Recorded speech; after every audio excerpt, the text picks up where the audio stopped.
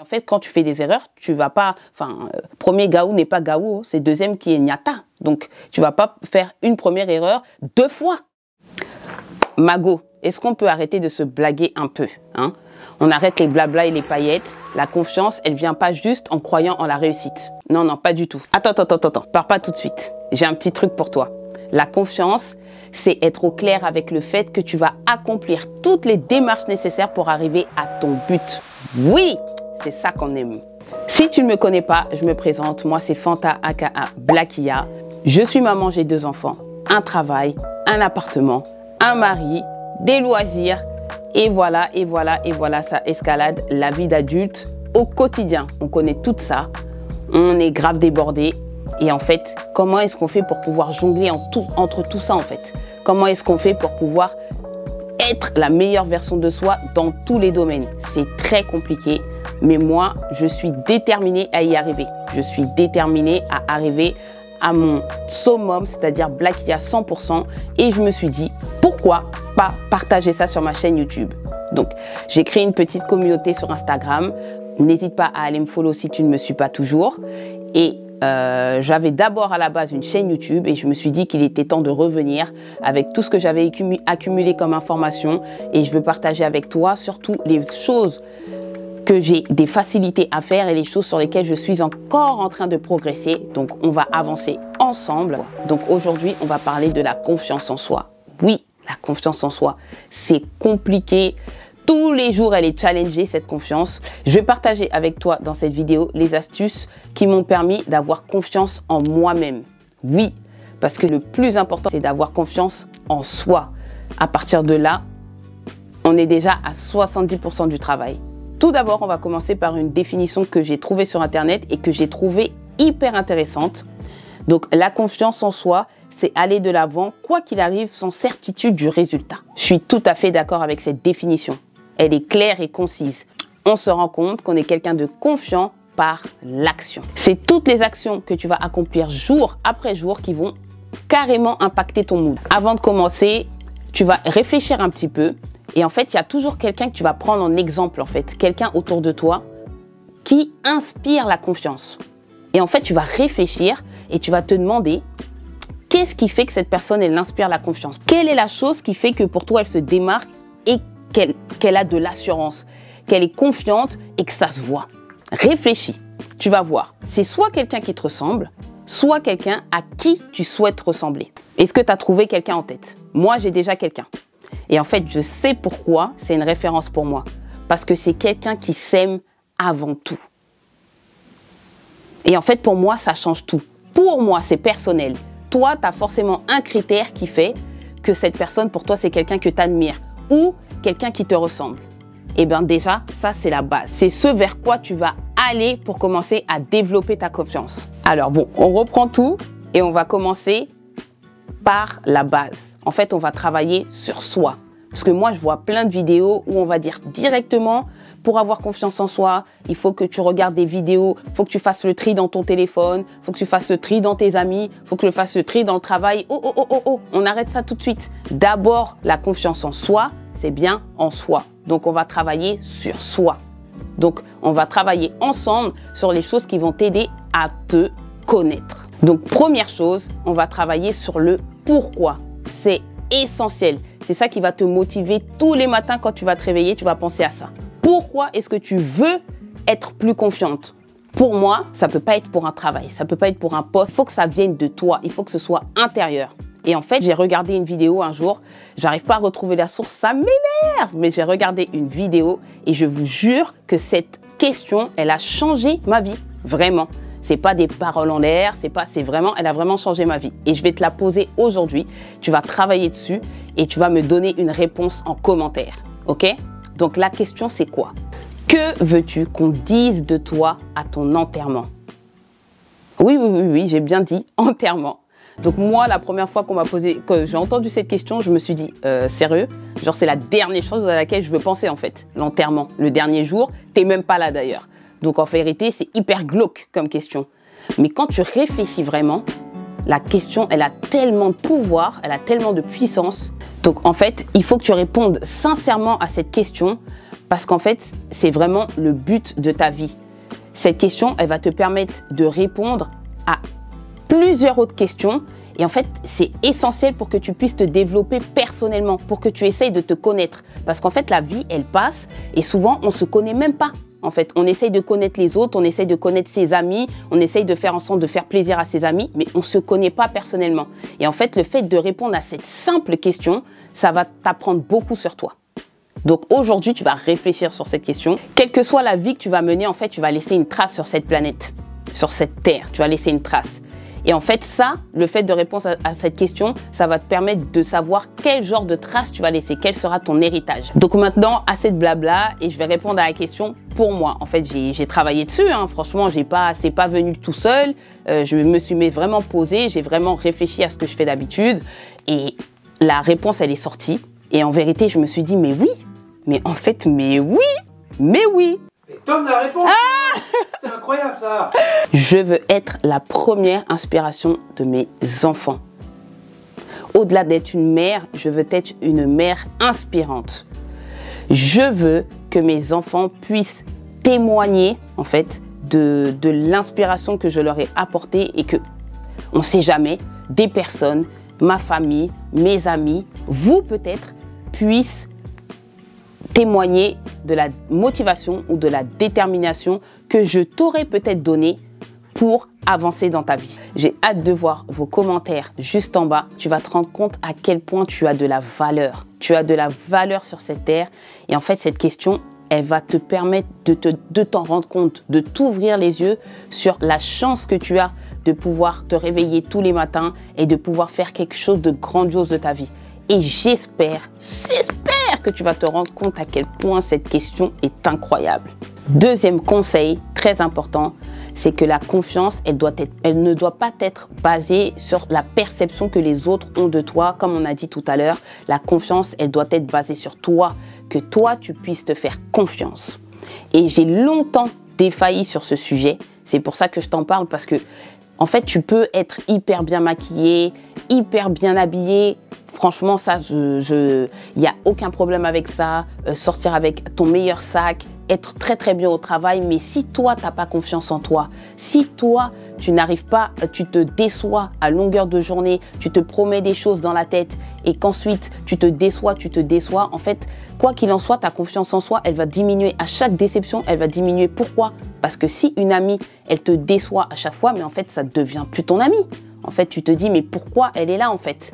Et si toi-même, tu te fais ça, en gros, même si à l'extérieur, tu es au max, à l'intérieur, ça ne va pas. J'ai longtemps lutté avec ça parce que, en fait, la déception, elle peut être minime. Ça peut être, ah, aujourd'hui, je me suis dit que j'allais faire du sport, j'ai pas fait le sport, ça descend. J'ai pas fait la lessive, ça descend. Et la vie d'adulte, c'est clairement des petites choses à faire qu'on doit répéter. En fait, c'est un cercle, ça s'arrête jamais. En fait, c'est pas comme si tu faisais la lessive et tu vas plus jamais avoir à la faire. Non, c'est un cercle, ça revient. Et imagine, disons que tu dis que tu vas faire la lessive une fois, 2 fois, 3 fois dans la semaine et au final que tu l'as fait 0 fois. Donc ça fait 3 fois que tu te déçois dans la semaine. Et imagine que ça fait 1 an que tu es comme ça.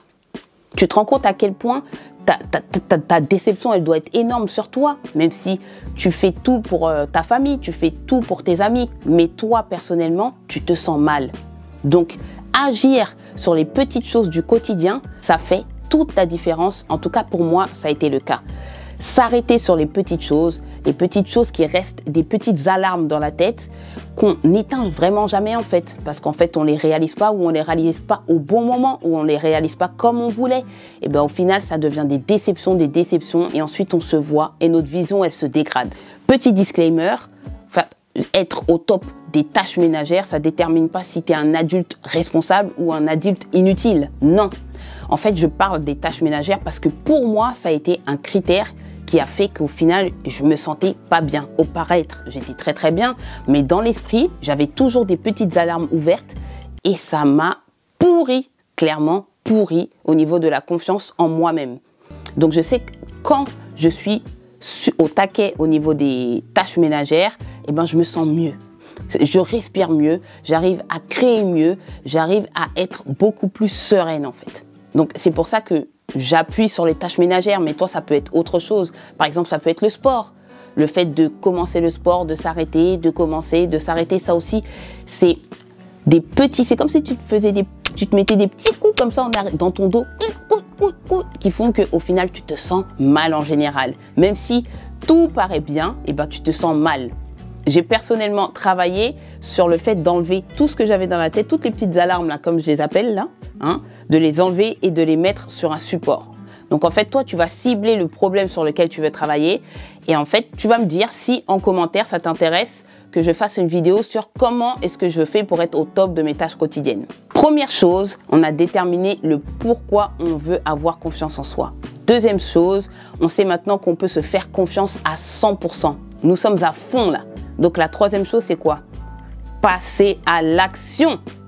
Donc sur quelle partie de ta vie déjà tu veux commencer à travailler? Un exemple tout bête, le travail. Hein? Donc postuler pour une offre d'emploi ou même carrément changer d'entreprise, demander une augmentation. Est-ce que c'est des choses qui te parlent? Hein? Dis-moi, est-ce que ça te parle? En fait, c'est des choses qui sont en vérité simples, mais tellement difficiles à faire quand on a du mal à avoir confiance en soi. Une petite astuce, la compétence. Ça va changer, ça va te donner une nouvelle direction en fait. Je parle pas de la compétence que tu vas montrer aux yeux des autres. C'est pas être le meilleur de mon équipe ou paraître le plus intelligent. Non, non, non, non, non. Je parle de la compétence en toi. Quand toi, tu es sûr des compétences que tu apportes sur la table, quand tu vas aller vers ton responsable pour demander par exemple une augmentation, ça va pas être la même conversation en fait. Toi-même, tu vas avoir une posture, tu vas rapporter de la valeur à ton discours. Ton discours va être beaucoup plus crédible à tes yeux et donc aux yeux des autres. Donc, rappelle-toi, la confiance, c'est vraiment à l'intérieur. Il n'y a pas besoin de faire du show pour les autres à l'extérieur. Du moment que toi, tu es sûr de toi à l'intérieur, tu vas tout de suite avoir l'air beaucoup plus crédible aux yeux des autres. Disons que tu viens de prendre un poste.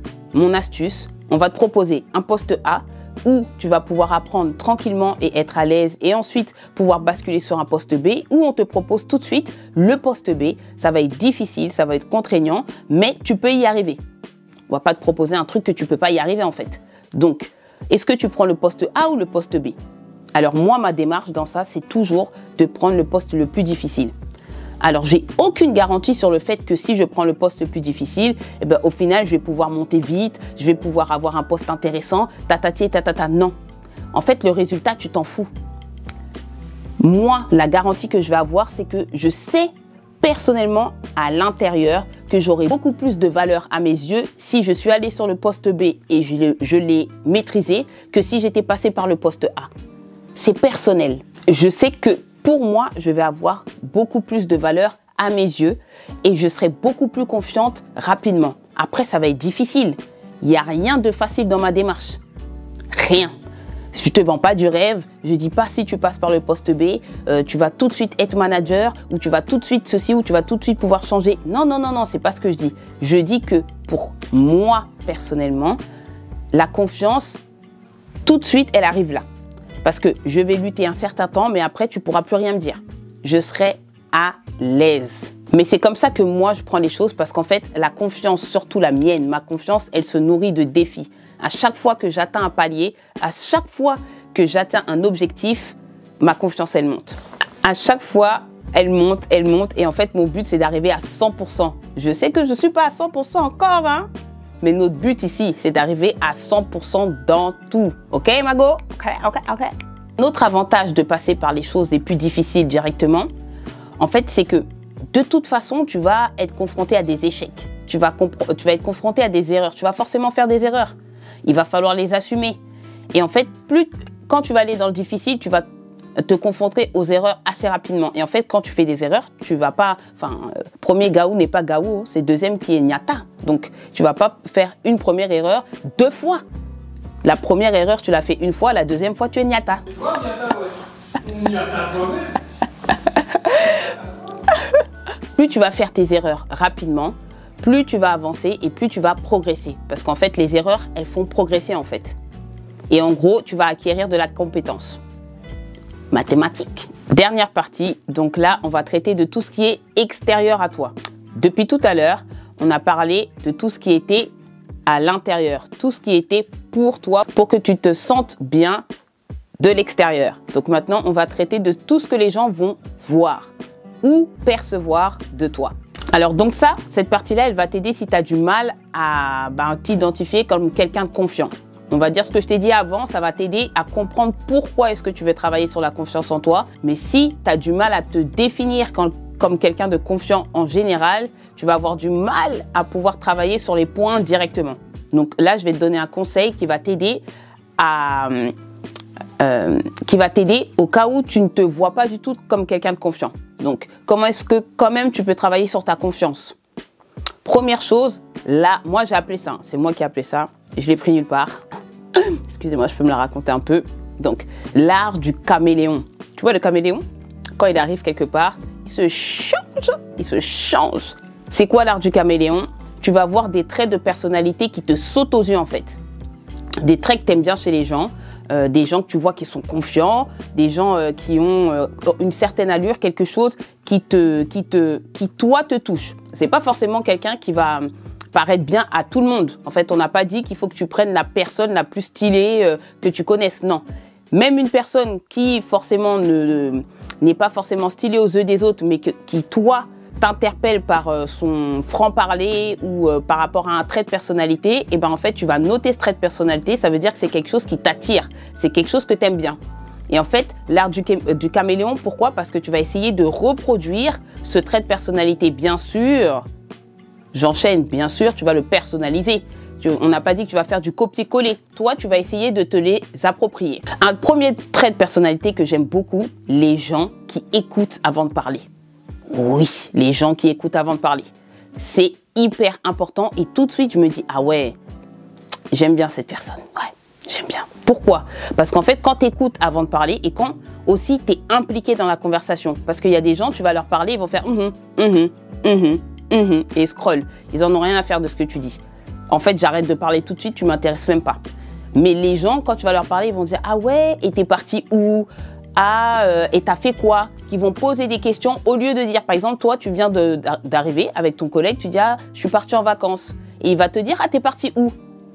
Non, il y a d'autres personnes qui vont venir, ah, moi aussi, je suis parti, Déjà, là, ça me pose un problème. Donc, les gens qui vont venir et qui vont poser des questions, qui vont s'impliquer et qui vont écouter dans une conversation, ça m'attire tout de suite. Deuxième trait que j'aime bien, enfin, c'est pas forcément un trait, mais deuxième chose que j'aime bien chez les gens, c'est le langage corporel. Enfin, c'est pas forcément leur langage corporel, mais quand une personne va se tenir droite, par exemple, elle n'est pas forcément sûre d'elle, elle n'est pas forcément confiante, mais juste se tenir droite sur une chaise. Elle va se tenir droite, ses épaules seront bien, son cou sera bien étiré. Et bien en fait, je remarque tout de suite les gens comme ça. Quand ils s'assoient comme ça, je me dis waouh, mais c'est impressionnant parce que c'est dur de rester droit comme ça. Si tu essayes de le faire, tu vas voir, c'est hyper dur de se tenir aussi droit et toute la journée. Donc dès que je vois une personne qui se tient comme ça, tout de suite, ça m'attire l'œil. Donc c'est quelque chose vraiment qui, pour moi, est un petit plus chez quelqu'un en fait. Et ensuite, c'est hyper simple à... En fait, c'est dur de rester comme ça toute la journée, mais c'est très simple à travailler dessus en fait. T'as pas besoin de confiance. Juste, tu te dis, ok, aujourd'hui, quand je m'assois, eh ben, je lève mon dos. Je me sens bien en fait. Et je veux que mon corps, il le montre. Et en fait, c'est très facile de travailler dessus. Donc, si t'es pas forcément à l'aise, pas confiant, tu veux pas parler avec les autres, mais tu veux travailler dessus, bah, commence tout de suite par ta posture. Donc, troisième et dernier trait que j'aime bien, on va dire, j'ai du mal à trouver un truc, mais on va dire la chaleur versus la froideur. Tu vas te dire, mais de quoi elle parle? En fait, j'ai remarqué que les personnes qui avaient une bonne façon de gérer le fait d'être gentil et en même temps d'être ferme, en fait, tout de suite, je remarque et je me dis que c'est parce qu'en fait, c'est très difficile, c'est un exercice très compliqué. Donc, ça veut dire être chaleureux, être gentil, être souriant, mais en même temps savoir être ferme et mettre des barrières, c'est quelque chose qui prend énormément de temps à gérer et beaucoup d'énergie en fait. Et quand je vois quelqu'un qui arrive, qui a un bon équilibre sur ce sujet, en fait, tout de suite, je me dis, ah ouais, j'aime, tu vois. Donc, c'est un trait de personnalité qui est pas simple à gérer et en fait, si tu peux vouloir travailler dessus et en fait, pour moi, ça montre tout de suite que la personne est très confiante. Je viens de te donner mes ingrédients top secrets. Tu te rends compte? Là, je me suis livrée aujourd'hui, hein. Vraiment. Ah là là, je viens de te donner les ingrédients pour travailler. J'ai pas dit que la confiance, dès que tu vas appliquer, tac, tac, tac, elle va être là. Non, tout ça, c'est du travail. Moi-même, je suis pas encore arrivée. Je suis en train de travailler. Mais de toute façon, travailler sur toi, c'est l'unique chose qui te permettra d'avancer dans le bon sens. Donc, c'est en process. Toute ta vie, tu vas devoir avancer dans ce sens-là. Mais là, on a donné aujourd'hui l'orientation et le bon chemin. Aujourd'hui, on a traité des bases. Ça veut dire là, c'est la fondation pour arriver là. Là, on est solide, on est droit dans nos bottes et on va monter ensemble. Donc, j'ai eu presque 1000 vues sur la dernière vidéo, celle de la semaine dernière. Donc, je vais mettre le lien en bas sur mon retour sur YouTube. Donc, franchement, je suis grave contente. N'hésite pas à aller la regarder si tu ne l'as pas vue d'ailleurs. Et merci pour tous ceux qui ont laissé des commentaires. Et surtout, qu'est-ce que je voulais dire? Réponds en commentaire. J'ai hâte de te partager la prochaine vidéo. Donc, rendez-vous dimanche prochain pour la suite de notre glow up, pour la suite de notre année 2024 on fire. On n'a pas le temps ici, hein? Tu connais. Je te fais des bisous et à la prochaine. Bye bye.